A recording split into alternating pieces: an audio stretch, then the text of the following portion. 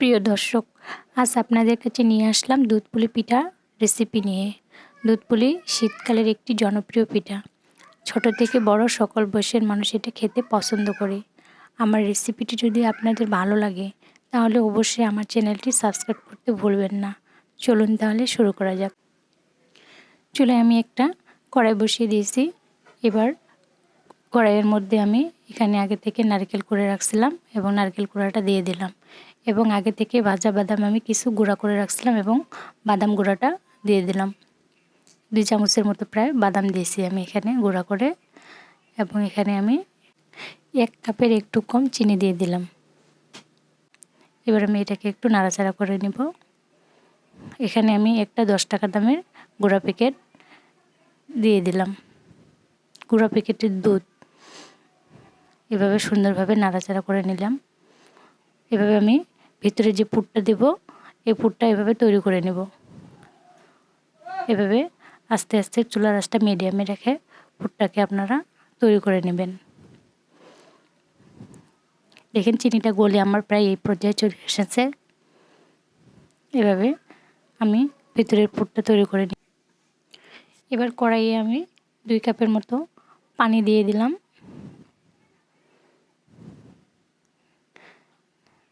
এবার আমি পানিটাকে গরম করে নিব এবং এখানে 1 চামচের মতো আমি লবণ দিয়ে দিলাম। লবণটা গলার জন্য একটু আমি নাড়াচাড়া করে নেব। দেখেন আমার পানিটা প্রায় ফোটা শুরু করেছে। এ পর্যায়ে আমি আটা দিয়ে দিব। এখানে আতপ চালের গুঁড়া এখানে দিচ্ছি আমি 2 কাপের মতো, আর এখানে আমি সিদ্ধ চালের গুঁড়া প্রায় 1 কাপের মতো দিয়ে দিচ্ছি। সিদ্ধ চালের গুঁড়াটা দেওয়ার কারণ হচ্ছে পিঠাটা আপনার নরম হবে। আপনারাও এভাবে দিয়ে দেখবেন একবার কীরকম পিঠাটা সুন্দর এবং নরম হয়। সিদ্ধ চালের গুঁড়া অ্যাড করলে পিঠা অনেক নরম থাকে এবং বাসি হওয়া পর্যন্ত আপনাদের পিঠা সুন্দর এবং সফট থাকবে। এভাবে একটু নাড়াচাড়া করে নিয়ে নিলাম।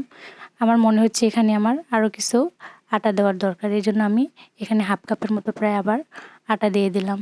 পানি বেশি হয়ে গেছিলো এই জন্য আমি একটু এখানে 1/2 কাপের মতো আটা দিয়ে দিলাম আবার। এবার একটু নাড়াচাড়া করে নেব। এভাবে নাড়াচাড়া করার পর এবার আমি একটা ঢাকনার সাহায্যে 2-3 মিনিটের জন্য চুলার আঁচটা একবারে লোয়ে রেখে ঢাকা দিয়ে দিলাম। এবার আমি ঢাকনাটা তুলে নিলাম। দেখেন আমার খামিরটা প্রায় তৈরি হয়ে গেছে, হাতে লেগে আসতেছে না। আমার খামিরটা পারফেক্ট হয়ে গেছে। দেখেন তৈরি হয়ে গেল আমার পিঠার খামির। এবার গরম থাকা অবস্থায় আমি খামিরটাকে একটু মাখিয়ে নেব। এভাবে আপনারা এই কাজটা গরম থাকা অবস্থায় করবেন। ঠান্ডা হয়ে গেলে কিন্তু খামিরটা ভালো হবে না এবং যে রুটিটা বেলতে যাবেন রুটিটা ফেটে যাবে, ভালো হবে না পিঠাগুলা। এই জন্য অল্প অল্প করে আটা দিয়ে এভাবে আমি খামিরটাকে সুন্দর করে মথে নিয়ে তৈরি করে নেব। খামিরটা আমার প্রায় তৈরি হয়ে গেছে। এখানে আমি কিছুটা খামির নিলাম। এভাবে একটু হাত দিয়ে খামিরটাকে সুন্দর করে মাখিয়ে নিয়ে একটা রুটি তৈরি করে নেব। এভাবে একটু আটা নেব, আটার সাহায্যে মাখিয়ে কিছু আটা দিয়ে তাওয়ার পিঁড়ির মধ্যে আমি একটা সুন্দর রুটি বেলে নেব। দেখেন আমি কিভাবে রুটি তৈরি করে নিচ্ছি। দুধ পুলি পিঠা রুটিটা একটু মোটা করে তৈরি করার চেষ্টা করবেন। এভাবে আমি একটু একটু করে আটা মাখিয়ে দিয়ে রুটির মধ্যে সুন্দর একটা গোল রুটি তৈরি করে নিলাম। দেখেন আমি আপনাদেরকে দেখিয়ে দিচ্ছি রুটিটা আমি কত মোটা করেছি। এবার একটা স্টিলের গ্লাসের সাহায্যে আমি এভাবে রুটিগুলা কেটে নেব। আপনারা চাইলে হাত দিয়েও সুন্দর করে ছোট ছোট করে রুটি বানিয়ে নিতে পারেন। আমার কাছে এটা ভালো মনে হয়েছে তাই আমি একটা বড় রুটি তৈরি করে গ্লাসের সাহায্যে কেটে নিলাম। খুব সহজভাবে আপনারা এটা তৈরি করতে পারেন। এভাবে আগে থেকে যে পুরটা তৈরি করে রাখছিলাম এই পুরটা রুটির মধ্যে দিয়ে দিলাম। দেখেন এভাবে আমি পুরটা দেওয়ার পর এভাবে সুন্দর করে ভাঁজ করে নেব। এভাবে ভাঁজ করে নেওয়ার পর আমি এটা বন্ধ করে দিব, যেন ভিতরের পুরটা বাইরে বের হয়ে না আসতে পারে।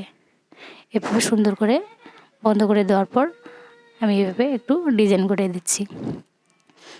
আপনারা আপনাদের পছন্দ মতো ডিজাইন করতে পারেন। আপনারা চাইলে কাঁটা চামচের সাহায্যেও এভাবে একটু লাগিয়ে নিয়ে বন্ধ করে দিতে পারেন। দেখেন আমি আপনাদেরকে তৈরি করে দেখাচ্ছি।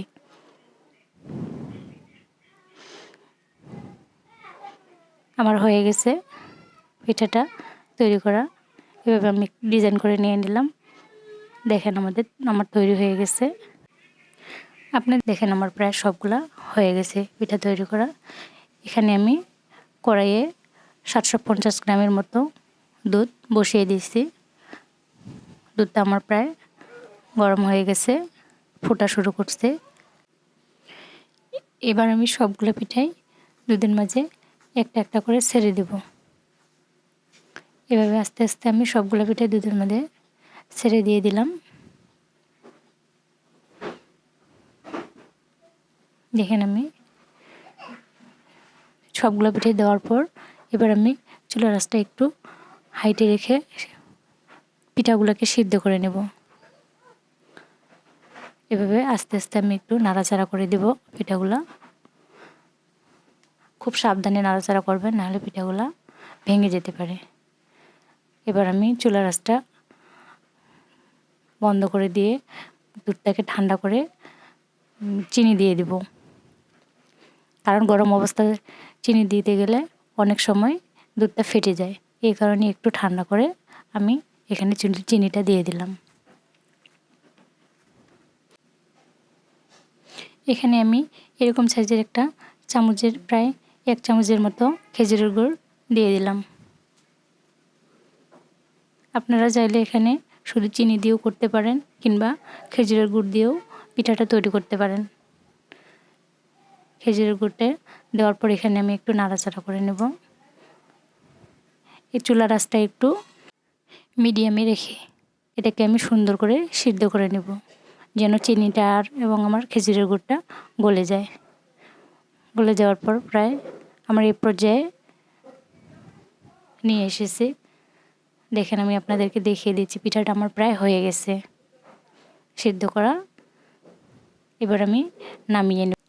আপনারা দেখেন আমার এখানে একটা পিঠাও কিন্তু ভেঙে যায়নি। এবার আমি আপনাদেরকে একটা পিঠা কেটে দেখাবো। আপনারাও যদি আমার মতো করে পিঠা তৈরি করেন তাহলে আশা করি আপনাদের পিঠাও ভাঙে যাবে না এবং গলে যাবে না। দেখেন আমার পিঠাটা কত নরম হয়েছে। ভিডিওটি কেমন লেগেছে তা কমেন্ট করে জানাবেন এবং আমার চ্যানেলটিকে সাবস্ক্রাইব করবেন। আজকে এ পর্যন্তই, ধন্যবাদ।